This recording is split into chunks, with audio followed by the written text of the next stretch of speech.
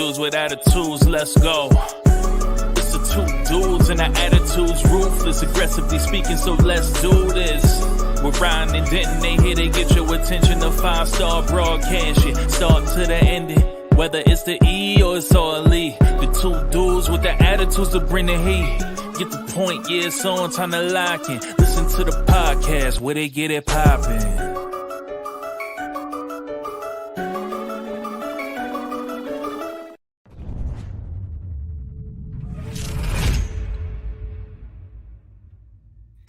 It's Two Dudes with Attitudes, a wrestling podcast, which your boy Ryan enjoys, wrestling in the Heartbreak Dude Denton, and this is our AEW edition. Welcome back, or welcome for the first time. And we got a somewhat jam-packed show. We got Rampage, Collision, we got AEW Dynamite Grand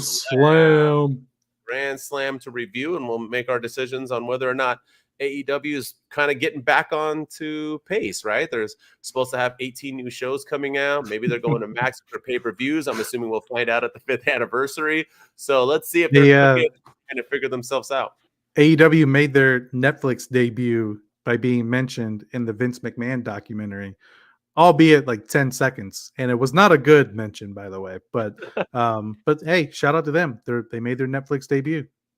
Oh, yeah, in the Mr. McMahon documentary, where you'll learn nothing about me. We'll get into that. We're going to do an episode, so don't worry, guys. We're going to cover all 6. We're going to cover the whole documentary, because the documentary hasn't been spicy as I thought. Yeah, we were going to try to do episodes 1 and 2, and then episodes 3 and 4, and 5 and 6 as all as separate episodes. But scheduling and weather and the fact that the documentary hasn't been all that earth-shattering, we're just going to do one long episode dedicated to all 6 episodes. Yeah, so check it out Monday, hopefully. Hopefully we'll have that on Monday. I still got 2 more to go. I still got 5 and 6, so let's see if my universe is shattered. We'll see. I'm not saying it's bad. Spoiler alert. Just saying, yeah, I'm not saying it's bad. It's a well-done documentary. I'm just saying it's just everything. I was hoping it was going to be about Vince, not about the WWE. It's basically a WWE documentary. Yeah, we won't talk about it too much, but only because she's been mentioned on AEW do I bring this up. But I had no idea about the whole Wendy Richter thing in the WWE, where she refused to lose the women's championship, and Vince was like, "That's not your title, that's my title. I'm gonna make you lose it." And the ref she was supposed to kick out at 1, or she did kick out at 1, but the ref counted to 3. I didn't know any of that. And then 2 weeks later, 2 months later, the screw job happens. I thought Wendy Richter handled it very well, and here we are, Bret Hart still bitter about it. So, it's just pretty funny. And I know that Tony Storm has been challenging Wendy Richter to matches on AEW television before. So, but I had no idea. I knew she was in WWE. I knew she was a former women's champion and a Hall of Famer, but I didn't know that whole story that she refused to drop the title. There you go. Yeah, I mean, yeah. I remember, and I remember hearing about it and looking into it, but it's just so funny. Once again, Vince summed it up right. This isn't real. It's my property. I write you in, or I write you out. I'm not I don't understand. And that was the same thing with Bret. Bret thought it was like real life. This is not real life, Bret. You give up the title no matter who you want to give it up to or not. It's not your decision. It is Vince's decision. It's the Booker's decision.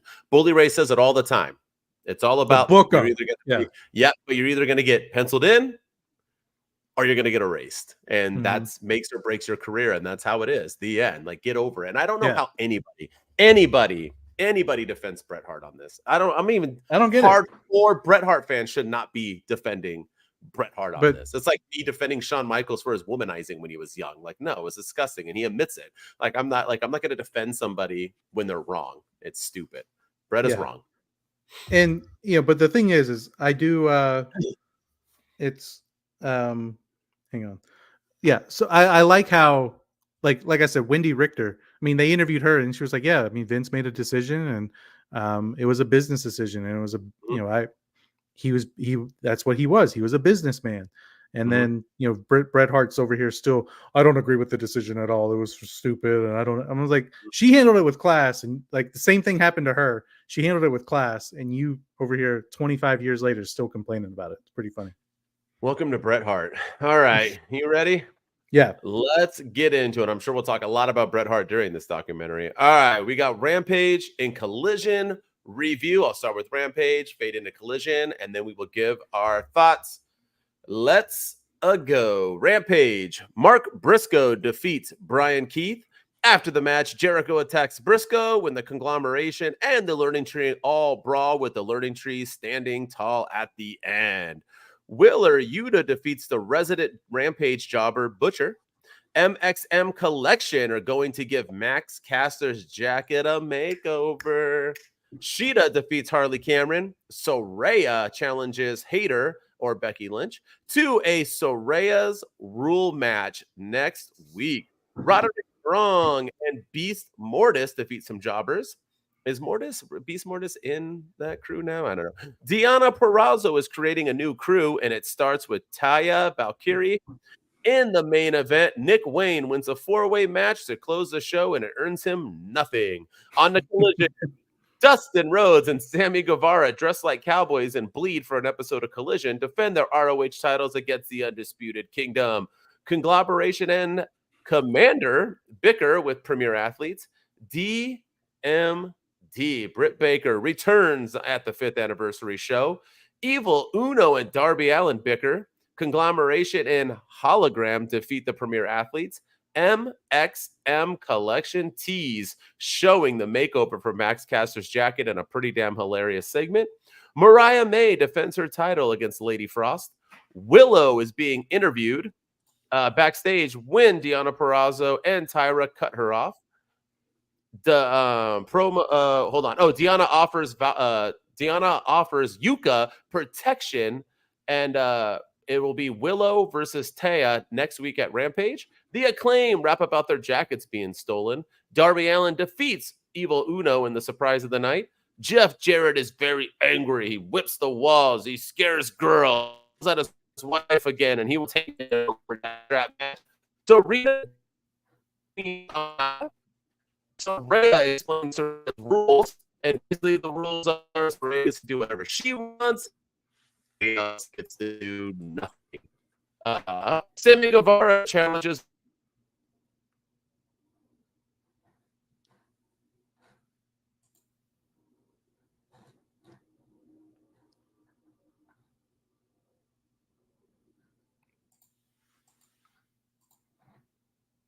Bonnie, for some reason, defends Danielson, but Nigel makes him leave and says Danielson better show up at Grand Slam, and that's the Rampage Collision review. Did you get all that? I saw I kept breaking up.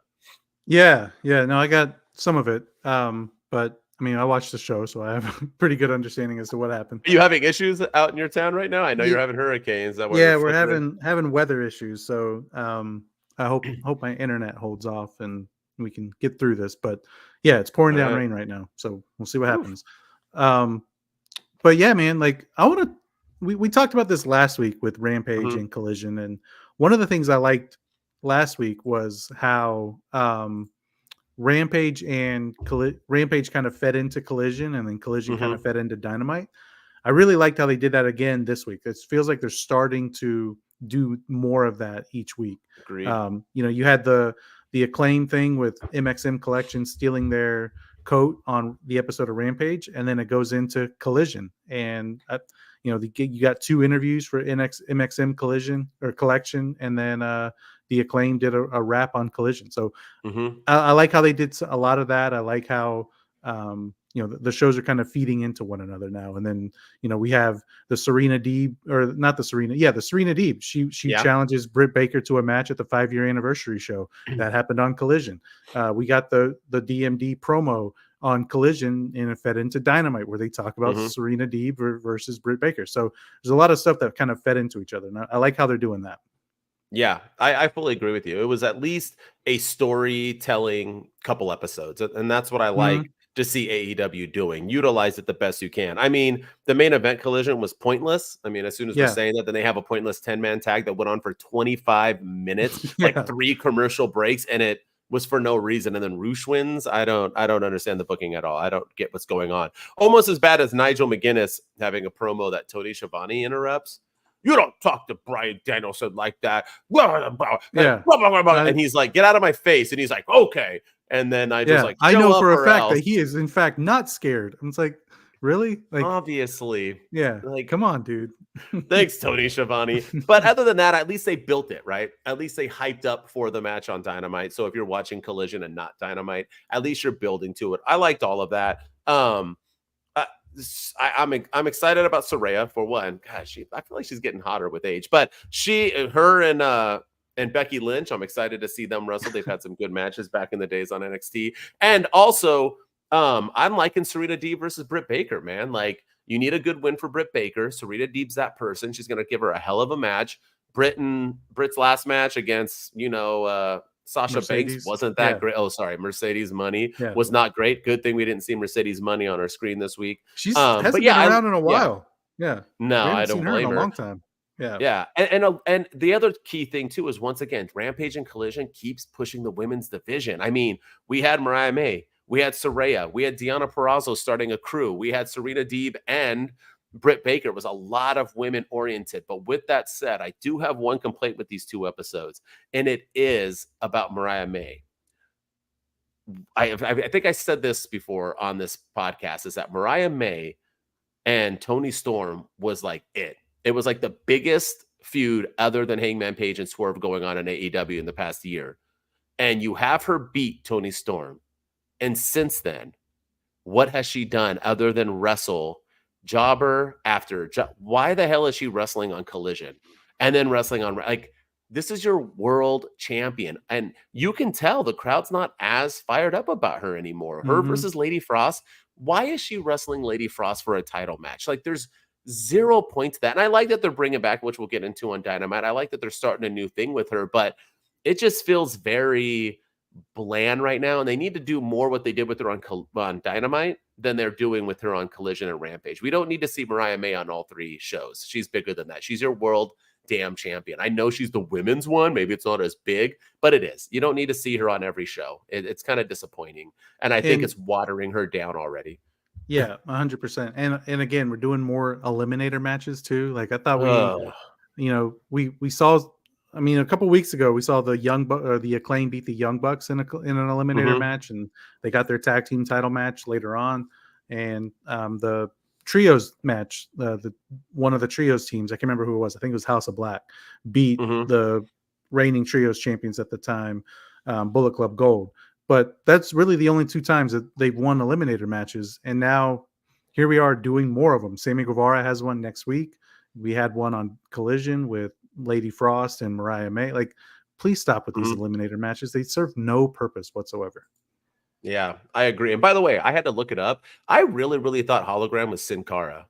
He's not. I feel like they're the same exact wrestler. Is it not? Yeah. I looked it up and it's not Sin Cara. But I really thought that was like Sin Cara signing to AEW and becoming Hologram. It's like, I don't get Hologram. I don't think his I don't get it either. Undefeated streak is going to work. But no, not at all. Yeah. I will say before we move on though that MXM Collection and the Acclaimed, like, sign me up for that. Gosh. Yes. Sign me up. Woo. And I'm starting to notice that they're putting a lot more focus on the tag division, and I feel like Max Caster and Anthony Bowens have been the face of the AEW tag division.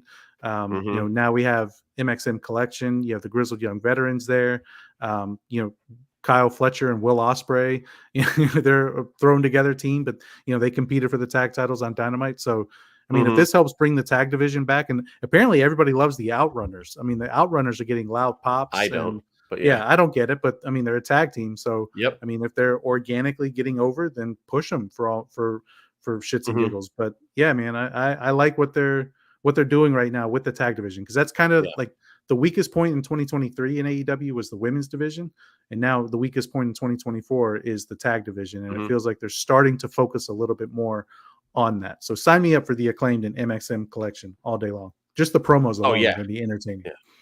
And finally, it's not FTR, so I'm excited. But putting them together, dude, they're going to work together. Or they already did the whole, like, he's going to whip it out and tease it or whatever. I forgot his line that he said, but it was pretty hilarious. Everything about it. Yeah, just the tip. It's just MXM Collection is hilarious. The Acclaimed, they're going to work, and they're going to have a good match together as well. All right, you ready to move on? Yeah, I don't think there's anything else. It was a good 2 episodes. I mean, it was good stuff. And Nigel did have a good promo. He did cut a really good he really did. That's probably his last promo ever. But I just didn't. like the Tony Schiavone interruption. I thought Yeah, it was pretty I stupid. I have it on good authority that Bryan Danielson is in fact not scared. Back to you, Tony, at the truck. Like, really? I just like too that Nigel was like, "Okay, get out of here before I beat you down." He's like, Yeah, "Okay." Like, why'd you yeah, even come? Why act tough? Why did not say like, "No, I I'm know. not." Like, I Yeah, am. I gonna will not go back to defend- my seat. Yeah. Yeah, I shall not. I have it on good authority that I will not. I just Oh, man. didn't. Yeah, I I don't didn't get get it. it at all. But Weird yeah, it was a stuff. great promo from Nigel McGuinness. So, Yeah. and again, it What?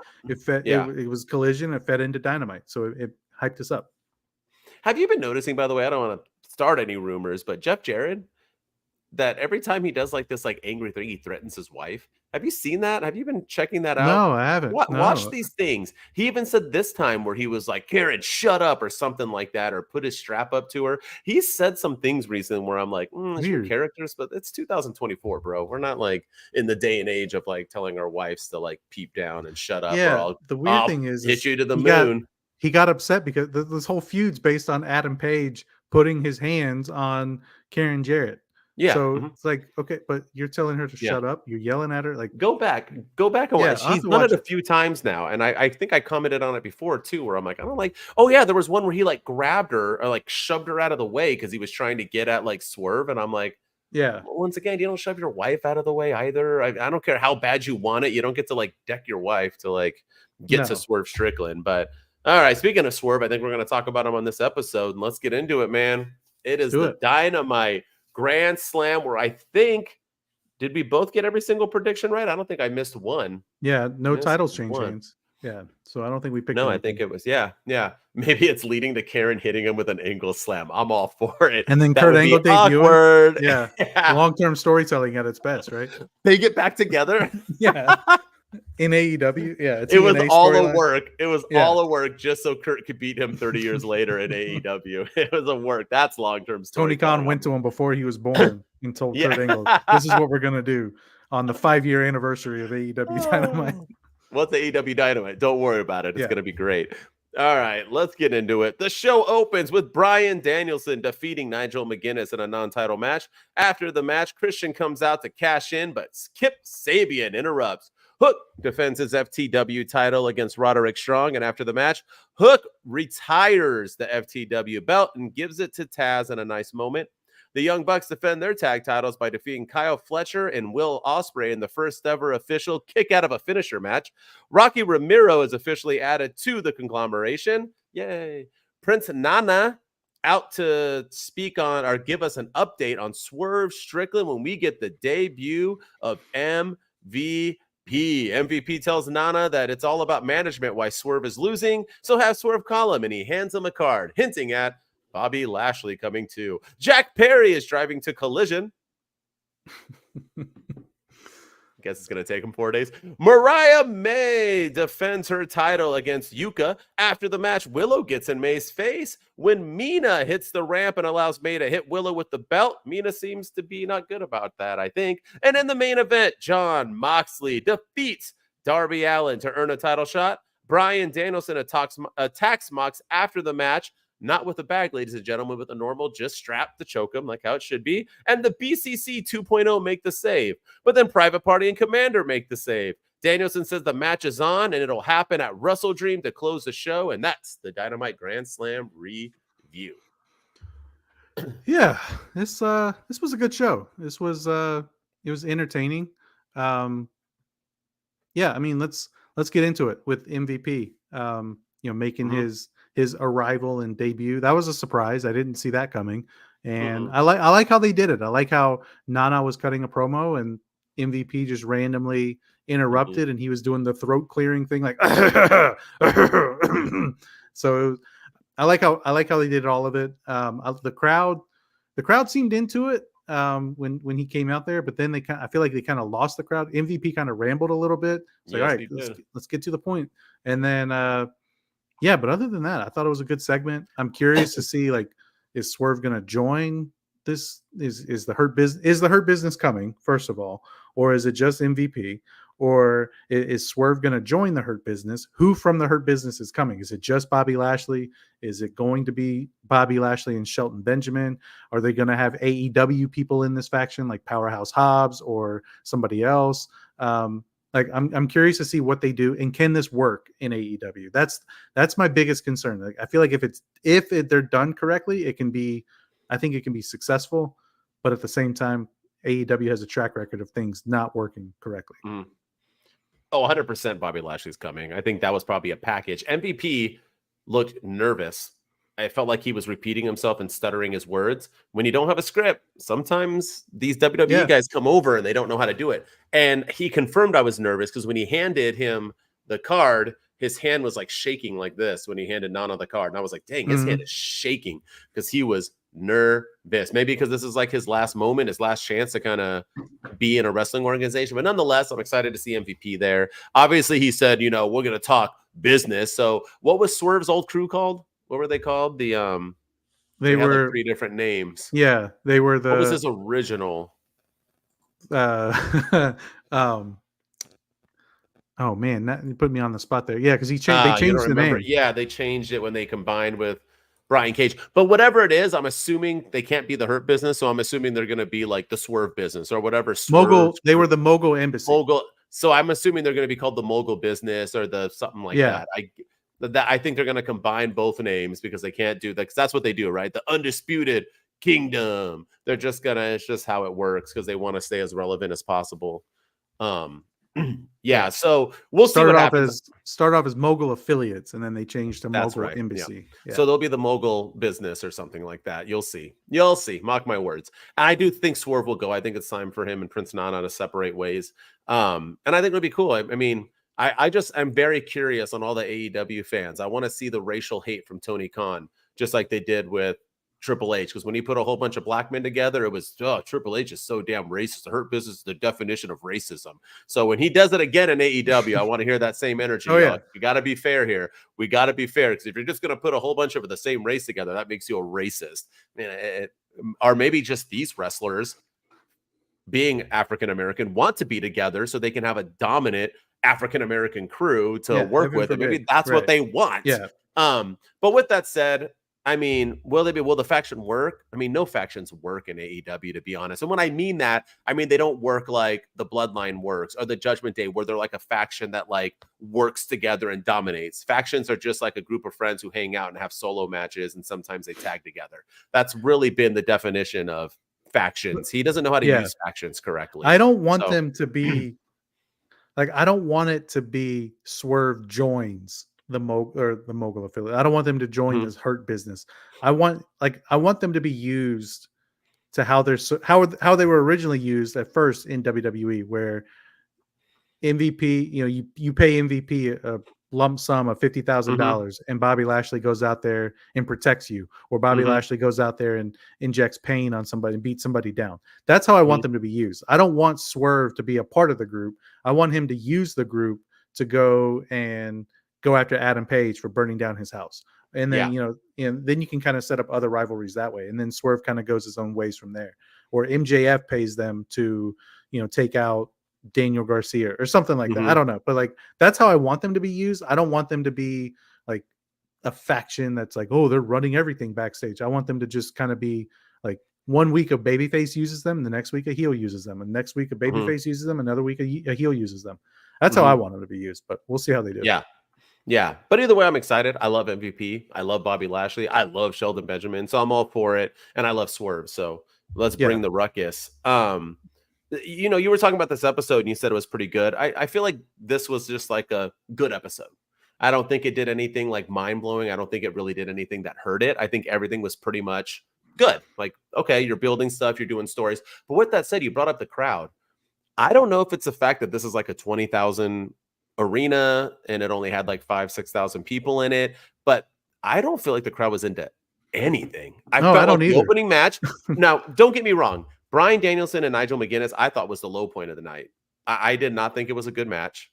I thought it was very subpar. And the only good part, in my opinion, was when Nigel said thank you and then tapped out. I thought that was super cool. And I think that was a nice, like, okay, we did all this because Nigel McGuinness wanted this, and maybe Bryan Danielson wanted it, and they deserve that. So I love it. I'm glad Tony Khan did it. I like the promo. The match was just, I just feel like they didn't bring anything, and it could be because Nigel hasn't wrestled in a freaking decade, so maybe Yeah.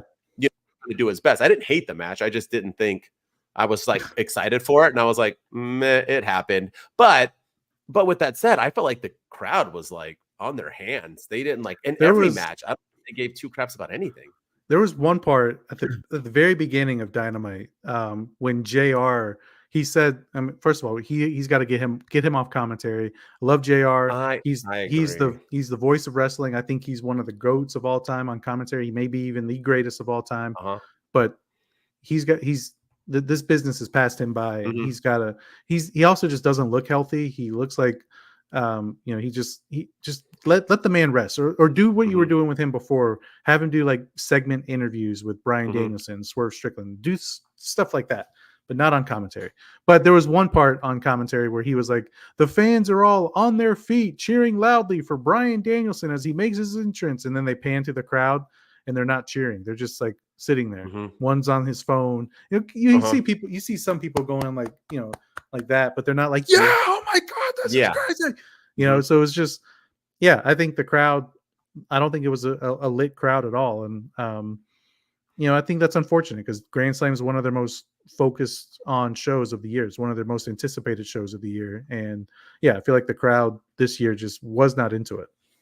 No, not at all. And you're right. I don't think Jim Ross is paying attention. I think he's just saying lines that he used to say with no energy. The thing with Jim Ross that made him so great was that he had so much energy, right? Same thing with like Tony Schiavone. He had so much energy. Like, it's there, Stone Cold, he killed him. Like you always had those great moments of Jim Ross. And I think unlike Tony Schiavone, who still has that, Jim Ross doesn't. And just put him backstage, let him book, let him help with creative, let him help motivate, let him help teach the announcers, maybe make not commander,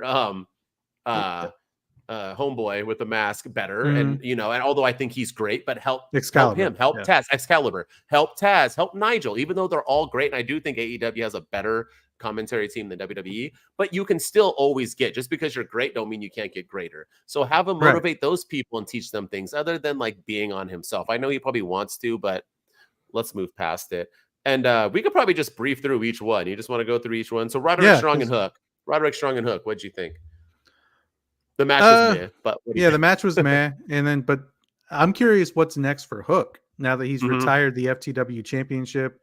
I thought that whole thing kind of came out of nowhere because he's been feuding for the last, what feels like forever, with Chris Jericho for the world championship. And then they kind of made it feel important when it was on Jericho's shoulders, and then Hook gets it back, and then he defends it against and now he wins it back at All In, and now it's retired. It just kind of came out of the blue. I'm glad they're done with it. Don't get me wrong, because I think that title's been holding Hook back. He hasn't really evolved. I mean, he was wrestling for that title at All In last year, and he wrestled for it again at All In this year. So I'm hoping that this means that he's moving on to other things, but I don't know what those other things are. Yeah. It's not even a real belt. Where I know. Even like, I don't know. But I did like the moment. I think it needed to be retired. I like that he did it. And you can see Taz as a father, and you're a father. And I've, my kids are a little bit older, and even I coach them in soccer. And even when I like talk about everybody, whenever I talk about my kids, I always get teary-eyed and choked up, and I'm like, blah, blah, blah, get over it. Like, it's just soccer, it's just AYSO. Like, so you have those moments, and you can tell Taz was genuinely happy that he created that belt and his son was able to retire that belt. And it happened in New York, and it happened in New York. Where Hook is from. Yeah, it was a cool moment. But now I'm just curious, what's next for Hook? Does he go after more belts? Does he get taken off the card now? Like, what does he go to NXT? I mean, what's next for Hook? That's what he needs to do. He needs to go to NXT. All right, Bucks and Kyle Fletcher and Will Ospreay. What'd you think? I mean, it was fun. I mean, a lot of flippies, if you're into that kind of thing, it was a good match. I was surprised that the Young Bucks ended up winning. This was the one match that, like, I think we predicted the Young Bucks to win, but at the same time, I didn't expect them to win. I thought maybe there's a chance they take them off. They take the belts off of them. Yeah. What's up? I agree. The only thing is that I did. The match wasn't bad, but you just know me when it comes to certain matches with the kick out finishes. I cannot stand the kick out. They were kicking out of finishers. They were kicking out of big moves. They were kicking out of the mid finishers. They were kicking out of weapon hits. They were kicking. It was like they were just like the Young Bucks are these like unbeatable monsters who can take damage and get over it and continue to be victorious. So, that's the only thing that threw me off. But the right people won. We got to move on with the tag team division and build it. And Kyle Fletcher and Will Ospreay weren't it. And now they're doing more with Don Callis. Who knows where even that's going? Is Fletcher now a bad guy again because he wanted to do the bad thing, but Will Ospreay didn't? So I don't know. But other than that, it was a pretty good build up and not something that I didn't hate. And I'll jump on to the next one now while you handle your business. I was having to wrestle my 6-year-old, but yeah, I mean, I liked the match. It was fun. I'm glad that Will Ospreay took another loss, but I mean Kyle Fletcher technically lost it. But but yeah, I mean it was an entertaining match, so I'll give him that. Right. Mariah May, she defeats Yuka in a pretty much pointless match. I mean, Yuka shouldn't even have been in there, but we got some good things though. This is what I'm saying. Move her on from these hogwash. We got Willow, who you and I both said should be fighting for a title. What happens the next week after we say that? She comes out and cuts off Mariah May to fight for the title. Once again, AEW and Tony Khan listen to our podcast. So out comes Willow. She gets in the face. Then Mina comes out, who's doesn't recognize, Mariah May anymore, although Mariah May has literally been the same person the entire time. I don't get that. Like, it's not like Mariah May and Toni Storm were baby faces. They were heels. And then Mariah May turned heel, stayed heel by turning on her. Now Mina's like, I don't even know her anymore. Like, she's the same girl.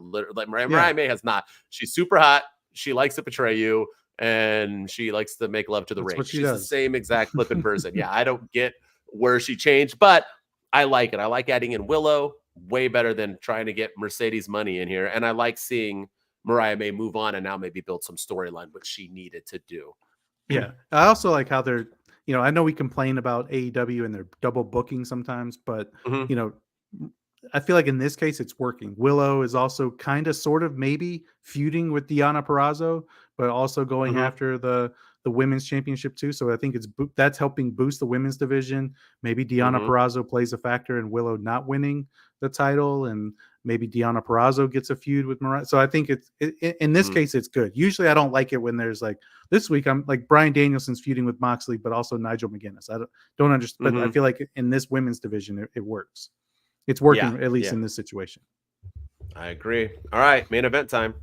You go first. What did you think? I mean, this was obvious that Jon Moxley was going to win ever since he came back and he challenged Darby Allin for this world title match. And then he turned on Bryan Danielson at All Out. Like, I mean, it was just the writing was in the stars that this was going to happen, but it was the way it was done. I mean, he manhandled Darby Allin. I mean, Darby Allin got a little bit of offense in, but Jon Moxley just destroyed him from start to finish, essentially. And yeah, it was I expected Jon Moxley to win, but I didn't expect him to win that way. So kudos to them for doing something a little bit differently. But yeah, and then of course Bryan Danielson came out at the end as we all expected, and of course Private Party and Commander joined them, and so that's the stuff. Like, I'm like, we're gonna get the BCC against Private Party and Commander, and I don't want to see that. I really don't. But at the same time, Jon Moxley versus Bryan Danielson at Wrestle Dream, sign me up. The promos alone are going to be good. The match is going to be great. I can't wait for it.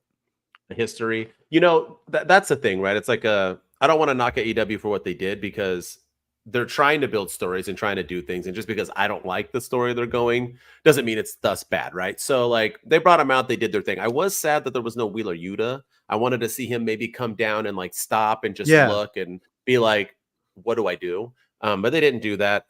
But nonetheless, I did like it. The match was whatever. I've been saying this for a long time. Darby Allin, Jon Moxley, and most people in AEW, it's the same match over and over and over again. Darby Allin's going to take some unnecessary bumps for literally no reason. Moxley's just going to grind it out and punish you and beat you up.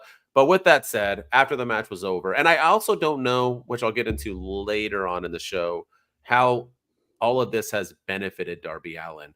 But with that said, Jon Moxley won. Him and Bryan Danielson is going to be an absolute banger.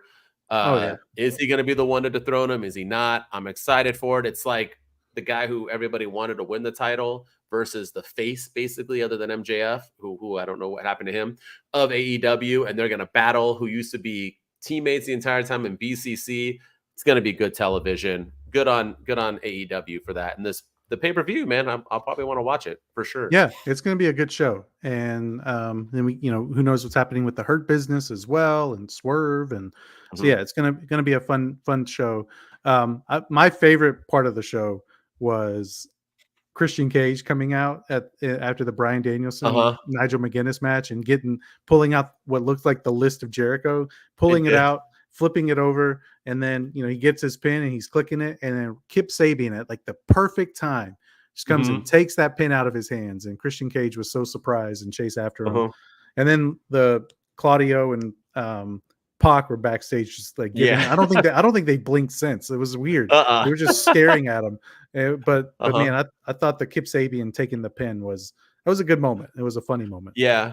Although last week he was definitely afraid of Christian Cage. So I was a little thrown off by that. Remember, like Christian Cage was like, hey, and he's like, he was like cowering and peeing his pants because he was so scared. And then he was like, okay with taking the pin. But the last thing, I do like that they're like, all right, we obviously stole WWE's idea of having a cash in Money in the Bank type of contract. How can we make it different? Well, WWE just kind of runs in with the briefcase, and then that's just official. Christian was like, I got this. I actually have to sign it. So now every time I'm going to go to sign it, it gives people chances of stopping me, and I'm all for it. Even though it's stupid, it works. Yeah. Yeah. No, I'm all for it. 100%. Yeah. I liked it too. I thought, did I miss something? Because did they explain why they moved the trios match? Because we predicted last week that there was supposed to be the BCC and Pac, or BCC with that was Claudio. Happening on this. It wasn't the 5th anniversary. Okay, I thought it was supposed to happen on, because we predicted it last week and it was on the card. It was, and they did an open challenge for Grand Slam, and then Commander and Private Party, like you predicted, answered it, or there was Private Party and a mystery partner, and it was Commander on. And then they didn't even do the match. I think maybe it's happening this weekend on Collision. I don't know, but they didn't even like gloss over the fact that there's supposed to be a match. Unless I missed it too. I don't remember hearing it. So yeah. All right. AEW, good week. And I'm hoping that Wrestle Dream will be the first pay-per-view on HBO Max. So that's what I'm hoping. Let's hope so. I'm hoping they do it that quickly. I hope they move on from it when they announce next week at the 5th anniversary. So next week got a jam-packed show. Yeah. I mean, announce the Rampage, TV deal already, for crying out loud. This is the perfect time to do it. Announce it. Yeah. So we got Collision, Rampage, we got Collision Grand Slam, so it'll be an actual jam-packed Collision, and then we got the 5th anniversary show, so AEW next week should be cooking, hopefully announcements, hopefully all sorts of stuff. So tune into our next week episode. I'm sure we'll have a ton to talk about. And with that said, it is time for our segment, ladies and gentlemen, and it is true or false. Well, we'll give each other some scenarios that we think can be true or can be false. We always start with the man, Ryan. What you got for me? All right, let's, in honor of MVP joining AEW, I want to know, true or false, Powerhouse Hobbs and Ricky Starks should join the AEW version of the Hurt Business with Shelton Benjamin and Bobby Lashley, and MVP as the mouthpiece. Should or will? Will. False. Oh, yeah? False. I see Powerhouse Hobbs doing it. I think Ricky Starks is NXT bound. I think he's already like packed his bags. All my bags are packed. I'm ready to go. I think he's already done so. I think he's just waiting out his contract and refusing to wrestle. Yeah. So I'll say half and half. Powerhouse Hobbs 100%. Why not? What the heck is he doing? If it's gonna be an all black crew, why not Powerhouse Hobbs? That dude's a monster and deserves better. Add him in. But do they do that because of Bobby Lashley? Because Bobby Lashley kind of is Powerhouse Hobbs, right? He's the muscle. Yeah. So if you have, unless Bobby Lashley is now going to be more of like the veteran who only wrestles when he needs to, and he has the young version of him doing it. But nonetheless, I'll say true for Powerhouse Hobbs, false on Ricky Starks. Yeah. I want to see Powerhouse Hobbs actually in a real faction this time that uses him properly. And I think he'd be perfect as like the real muscle. And, you think Bobby Lashley's jacked, wait until you see Powerhouse Hobbs kind of thing. And, Mhm. you got to go up against both of them. So, yeah. Push Powerhouse Hobbs whenever he comes back. All right. I got a different one for you. You ready? Yes, sir. Go for it. So AEW next week is having their 5th year anniversary of Dynamite. And Tony Khan has been bragging a lot about Dynamite being on longer than Nitro and longer than most companies in the past and so on. So, true or false, AEW is a better organization than ECW and WCW ever were. True or false? Oh my gosh. I hit you hard, fam. I know. Yeah, you came at I went easy on you, and then you come at me with this one. Or you can choose one or the other, or but whatever you want. I'm False.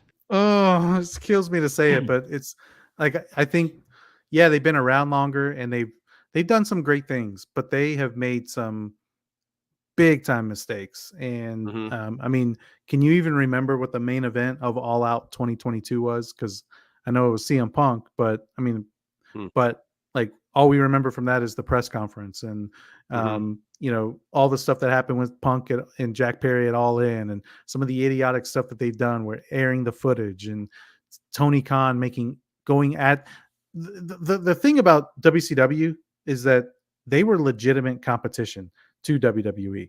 ECW was legitimate competition to WWE. ECW didn't even really care all that much. I think AEW should be more like ECW in the fact that, we're on TV. We do really good wrestling. We have stories. We don't really care about WWE. We're not going to go at them all the time. And I feel like Tony Khan he's trying to be all these companies in one, and it's hurting them. And then, when you know better, you do better. So we know better than to make AEW wrestlers going through glass windows and taking unprotected chair shots to the head and all these vicious and violent spots that they were doing at All Out in the cage match. We know better now. So why are we doing, like, we didn't know anything in 20 I mean, when ECW was around, we were all ignorant to CTE and concussions, and we were all ignorant to a lot of the science that's coming out now and time off for wrestlers. And I feel like AEW has a good schedule, but at the same time, I feel like a lot of the stuff that, they say they protect their wrestlers, but then they're doing unprotected chair shots, and it's just, and then you're going all the social media stuff. And then, companies started off hot, 21,000 people were going to events. They were getting millions of viewers on TV each week. And now this past episode of Dynamite Grand Slam had 5,000 people. And apparently they're doing another Grand Slam in Australia in 2025 and it's not selling anything. And so I think interest is dwindling in AEW, and they've really got to pick that up. Where I feel like people were always interested in WCW, even in the latter runs of the show. I feel like the arenas were always full. Buildings were always sold out. It wasn't a crowd issue. It was more of just, this is what we're putting together. It was more of a product issue. Whereas now I feel like AEW's product's good, but nobody's watching it. So So I'm not one to say first is better. You know what I mean? Like whatever was first, they originated this and that. But AEW is a mix of ECW and WCW. But with that said, I'm going to say false as well. And the reason why is that we got to compare, right? ECW did something that was never done before. And the matches they had in this and that literally made the Attitude Era, made WCW, and now AEW because of ECW, right? So you got to give them some kind of credit. And they also didn't have the same resources. So WCW, though, you got to think, right? WCW was around a lot longer. Nitro wasn't around that long, but the organization was around a lot longer, right? And AEW had their first, 2.5 years were golden. Yeah, fantastic. WCW had 2.5 years that were golden. 83 weeks. So when you put those two together, I just feel like WCW's was more impactful. The NWO itself is just better than anything AEW has ever done. And that's not a knock at AEW. I think AEW, if somebody wanted to, have a debate about this, I would listen to your sides and hear it and maybe even agree with a lot of why you think AEW is better than both these organizations. But in my opinion, I just feel like they haven't done enough yet and they are starting to dwindle. So, yeah, it does make me think a little bit differently about it just because AEW also, sure, they beat NXT when they went head to head for a few months, but barely. WCW was destroying destroying WWE. Yeah. And not just for 83 straight weeks. They destroyed them after that, and they were destroying them before that. The 83 weeks is just how many times they did it in a row, but they were beating them before and after that as well. So it's just like, and they had to literally hit gold with Stone Cold Steve Austin and bring in Mike Tyson to even overcome WCW. So it's not like it just happened overnight. They had to like pay money and throw out and get lucky. They had to have Triple H get suspended basically or be punished to even have their moment. Because without that, I don't even know if WWE is here today. So, but AEW good, but I don't think they're better. Yeah, I agree. And I think, to this point a little bit more too, I think they don't really have a clear vision of where they want to be or what kind of company they want to be. Because I remember when AEW first came out, Chris Jericho was like, yeah, we're not going to be a company where if you leave the WWE, we're just going to automatically sign you. And now, I mean, he said that on his podcast, and that's literally what they've done every single time. And I get you have to like go with you have to change with the times and everything, but at the same time, like you just can't take all the free agents. You have to like build stars, and you got to get people behind your wrestlers. And I feel like AEW, Swerve is an example of something they've done right. MJF is an example of something they've done right, but they got to get their backstage stuff taken care of too, and they got to. I don't know. Tony Khan's doing too much. I think he needs to kind of delegate a little bit to have a writing team and all kinds of things. They need stories. All right, last one. What you got for me? Now you're probably going to try to find a hard one. Yeah, I'm going to try to find a hard one for you. All right, let's do. I don't have any hard ones. I'll take it easy on you. But true or false? Christian Cage will be the one to dethrone and retire Bryan Danielson at Wrestle Dream to become the new AEW World Champion. I know my answer is about to get like the Undertaker streak response, but I'm going to say true. Oh, it's true. It's damn true. Christian Cage is the biggest heel in the industry today. I think Christian Cage will go down as the greatest heel of all time, better than Piper, better than anybody else. I think Christian Cage needs to cash that bad boy in, needs to hold the belt, and needs to be the one. Only because how much fuel and promos is he going to gain from retiring Bryan Danielson? Yeah. Holy cow. Is Bryan Danielson's dad dead or is he alive? I think because if he's dead, so that's a good thing. His father-in-law is John Laurinaitis. So well, I know that, but I'm not saying father-in-law. So I'm just saying but yeah, because I'm just got to throw it out there that man, no, his father passed away. Oh gosh, so that's even oh yeah, man. He's gonna say I retired you just like your dad got retired 10 years ago. It's gonna be so much ammo and oh man, it's gonna be crazy. So yeah, I say yes, 100%. And I'm sorry, Bryan Danielson, for your loss. Father's dying is not anything to joke about. No. I'm just saying it in the sense of Christian Cage's gimmick, and he'll run with it. But yeah, yes, sir. No, I completely agree. It needs to happen. I know everyone's talking about Moxley because of the connection the two have had. Since I think Bryan Danielson should survive a grueling match with Jon Moxley, a bloody match, a fight, a beatdown. And then that's when Christian Cage, chicken shit, comes in and, dastardly, cashes in to become get in so much heat, doing it in Bryan Danielson's home state as well.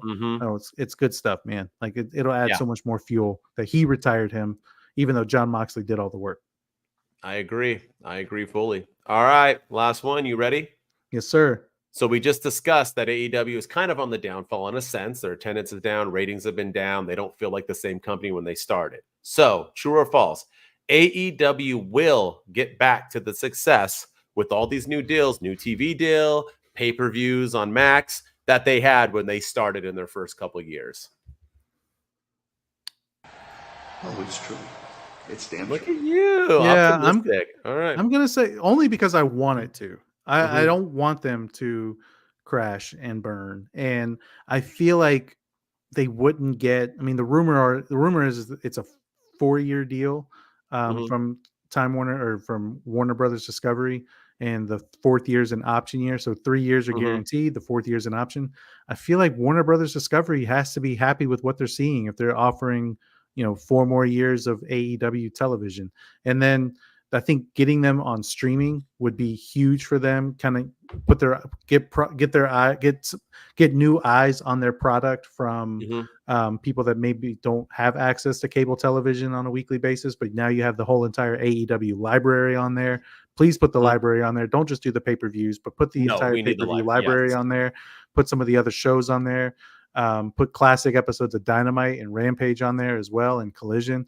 Like, yes, I think they can. And really, that's why, everyone talks about this show on Fox. I think they should go to Fox and really use Tony Khan's NFL connections. I mean, they did a match a few weeks ago, right before an NFL game. They had, I think it was Roderick Strong or Matt Taven or somebody did a match right before a Jacksonville Jaguars game. They need to do more stuff like that. Get more people familiar with the product. They need to, imagine Mercedes Moné doing picks on Fox NFL Sunday, or Swerve Strickland being interviewed on Colin Cowherd, or MJF, all over, debating back and forth with Nick Wright on First Things First, or being like the special guest or something. So I think they can, if they can do that, and you leverage the Fox network and Tony Khan's NFL connections to get them on some of these pregame shows and stuff, then I think they can. It's just a matter of if they will. Yeah. Here's the thing, right? Tony Khan is his own worst enemy. And when he announces this deal, and when he announces they're going to have pay-per-views on HBO Max, he needs to talk about it as an AEW thing. We need to move on from WWE. We need to be our own thing. And I think that's what's hurting AEW, and always has, because I think it turned fans against them by trying to compete and trying to say they're going to be bigger and better. Just do you, and you will get there. WCW didn't start talking mess until they took over. Then they were like, we're better than you. So yeah, now we're going to talk crap. And that was ultimately their downfall. So you need to just be you, man. Get this going.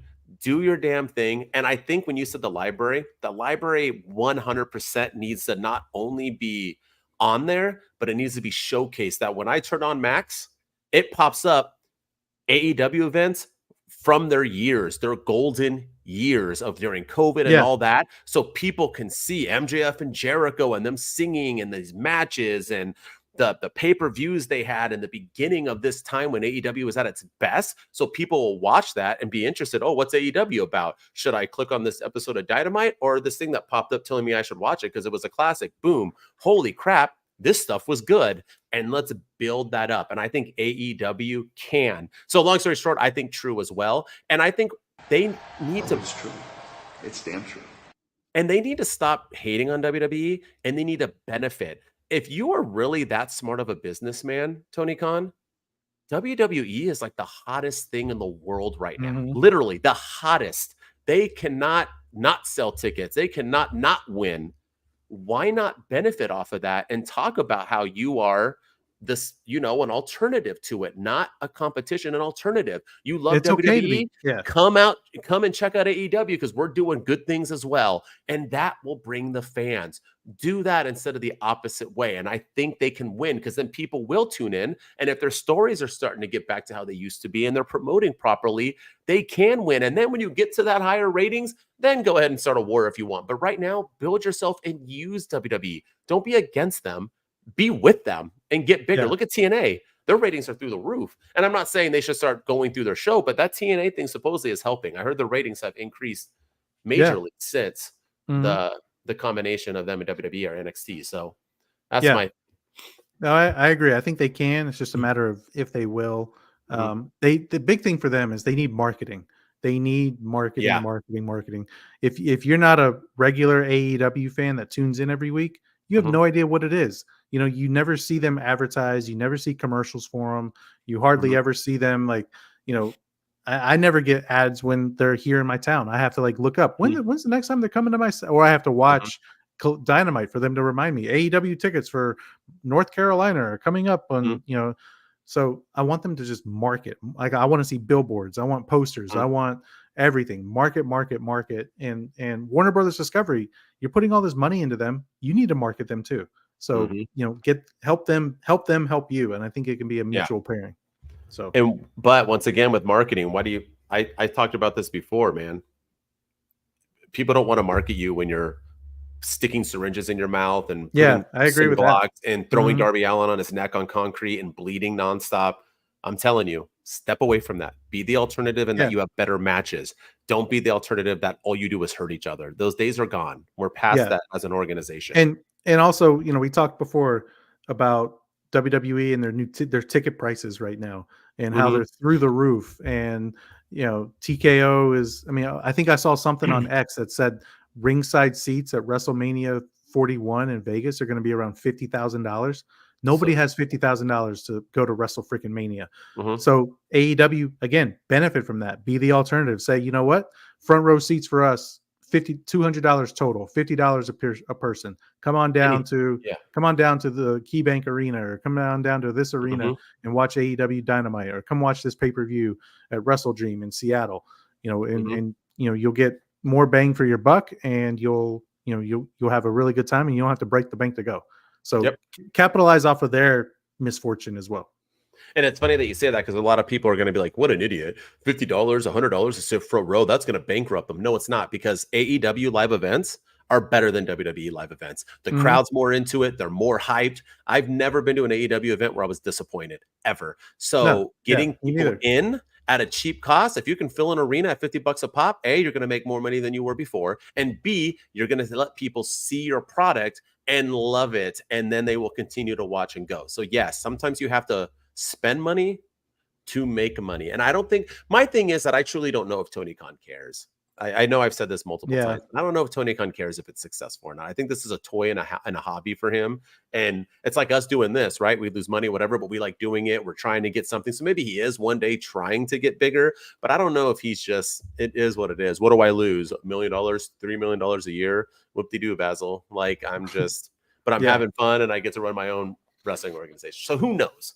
Who knows? But we'll see. Got a new TV deal out of it, though, so he's doing something right. Yeah, but he wants his toy to continue, right? Yeah. And you don't think he's funding a ton of that money? And I mean, he puts like Bischoff was saying, like, when I was in Nitro, I had to beg for money for my shows. He can get paid what, $5 million or whatever, or $500 million or whatever it was to have them on TV, and then he funds all the money himself. All those shows are paid by him. He's not asking Ted Turner or whoever's running it, HBO Max, Harry Potter, hey, can I have some money? No, he's spending his own money, so it doesn't matter. All right, so that was true or false, my man. You ready? Most valuable and least valuable dude or dudettes of the week. As always, you get to go. Least valuable dude. Who is it? I think this one's fairly obvious, but I'm gonna go Darby Allin,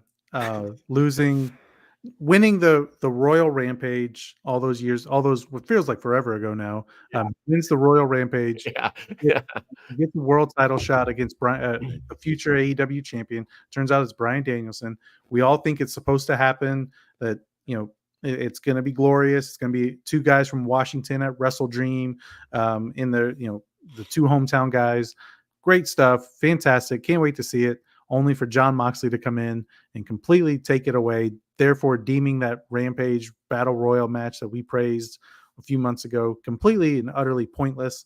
And and not only that, but the way he lost. He got manhandled in that match. He looked like he didn't belong in the ring with Jon Moxley. He got completely smoked and destroyed. Darby Allin was my least valuable dude this week. All right, man, we're on a roll with this. My least valuable dude is also Darby Allin. How could it? There we go. Be? Yeah, this guy won a. By the way, I just realized that it was called Royal Rampage, like Royal Rumble. They were like, what should we call it? Royal Rampage. We're gonna have a two-ring battle royal, so that's how we're gonna be different, and we're gonna call it Royal Rampage. Oh man, but either way, and ours is in May. Yeah, right, but the whole entire time, the announcers were talking during this match, and they're like, oh man, what it feels like to earn a title shot. One of these men are going to earn a title shot. I cannot wait to see what man earned. I'm like, Darby already earned a title shot. Yes. He literally is giving it to Jon Moxley. It was so stupid. He got mopped. And you brought up a good point where Jericho said, we're not going to bring WWE guys in every time they leave and blah, blah, blah. We're going to build talent. How did this help Darby Allin? It didn't. He won a title. He won the title shot against Jack Perry and got buried. He won a title shot against Bryan Danielson and just gave it up by getting destroyed. Are we building young talent? are we building Jon Moxley and Bryan Danielson? And I'm not going to say two former WWE guys. I'm just going to say two vets. We're doing what WCW was doing here, guys. We need to, like Darby Allin. Why not have Darby Allin beat Jon Moxley? Why not Darby Allin find a way that maybe Bryan Danielson even helped Darby Allin win, and Darby Allin win, so at least he gets some momentum. Jon Moxley can get the title shot afterwards. I just don't get the booking. This doesn't have to happen now, unless Bryan Danielson's like Dunzo. He's like just wanted to win the title and just defend it a couple times. But why not have our Christian Cage come out and cost Jon Moxley? He's like, F you, you're not going to steal a title shot. I earned this title shot. You got to earn yours by anything. But just to have Darby Allin just get mopped, I don't see how next week now I'm like, dude, this guy with the skateboard who weighs 100 pounds and wears pink jackets, this guy is like the future. This is who I'm going to root for. Like, you didn't give me anything. You just kind of built him up to build him down. They could have done a very similar story to the Yeselmania thing with Daniel Bryan. You know, like he was the little guy who's going up against the big guy, and you know, he's been held down, and he keeps losing. He keeps coming up short. And, you know, now he finally has his opportunity, and he's going to, like, I mean, you could have capitalized on that so much, but no, you had him earn a title match just to give up the title shot. And and then he got manhandled in that match. And then the other thing too, is he was like ripping on Evil Uno on Collision, being like, prove to me that you belong. Prove to me that you belong, that you still have what it takes, that you can do it, because you're just a comedy act now. And I'm serious. And I'm like, and then he goes out there and gets mopped, completely mopped. And it was just not a good week for Darby Allin. No, very. And where does he go from here? I guess we'll find out. All right, most valuable dude or dudette. Who do you got? It's got to be Jon Moxley. I mean, this man, you talk about this man who literally took like a couple of months. He finally got that well-earned vacation that he's been talking about since Brawl Out 2022. Finally got that vacation. He was gone from Forbidden Door all the way up to a random episode of the Dynamite after All In. And he comes out, he says, "This is not your company anymore, Tony Schiavone." And, you know, Tony Schiavone's like, "Wait, what? Huh? What does that mean?" And then he went, "I want to talk to Darby Allin." He hunts Darby Allin for a couple of weeks. And then he says to Darby Allin, "I want your title shot." And Darby Allin's like, "Okay." And Darby Allin, and then he mops the floor with Darby Allin and gets his title shot. So you talk about a guy who took all this time off, did literally nothing to earn this title shot, and beat the guy who earned a title shot for the title shot, and now is getting a shot at the title in a couple of weeks. It was Jon Moxley's the MVP, but I feel like Moxley looks the best that he's looked. He's jacked. He's you can tell he's been in the gym. So I'm excited for this Jon Moxley Bryan Danielson match. But yeah, it's got to be Jon Moxley 100%. For the first time ever this week, we are 4 for 4. How can it not be Moxley? It just shows that wrestling's about brains. Got to be smart to be good at wrestling, right? Look at Christian Cage. And Moxley was a smarter man, duped an idiot into giving up his title shot, and then destroyed him to do it. And Darby Allin just kind of disappeared while everybody else brawled, and we moved on from it like instantly. It was a very embarrassing showing for Darby and a very good showing for Mox, because now he gets what he wants, and all he had to do was beat a guy wearing a pink jacket to get it. So good on Moxley. You're the most valuable dude for sure. For sure. Honorable mention to Nigel McGuinness, just because, I mean, we talked about how we weren't really that thrilled with the match, and it was kind of the low point of the night. But the fact that man, you know, had two really good promos, going into the show, and then after the one on Collision. And then, you know, he hasn't wrestled in 12, 13 years. It feels like it's been a long time. 10 years or so, 10 years, and you know, he was on commentary in NXT. He did 205 Live for a little bit, then he came over to Collision. I mean, and the fact that he put on that kind of a match in his first singles match back, and it was a good moment with him yelling "thank you" right before he, you know, submitting, and really everything. Cool. It was cool stuff. I'm happy to see him back in the ring. I'm glad he got to go out on his terms, if that's his final match. I'm assuming it was. I think that's why he said thank you. And he's just such a damn good announcer. He's he one really of the is. best announcers. Why take him away from that? But I think it's cool. I think Bryan Danielson probably asked for that, and Nigel was like, thank you. And that's why he said it. So yeah, props to Nigel McGuinness. All right. That's our AEW edition, y'all. Like I said, next week it's going to be jam-packed because we got Collision, Grand Slam, we got Rampage, and then we also have the 5th anniversary of Dynamite Can't wait to see what's going on and what happens. And we're going to get some new surprises and people coming in. So I'm excited for it. As always, thank you for tuning in. Thank you for subscribing. Thank you for liking. Let's get those likes up, y'all. Y'all watch this. Like it. It helps. Get that thing. Make comments. Let's get this algorithm moving. And as always, if you just want to hear me talk, you can go check out my videos. I get 200 views on all social media at HBD Denton.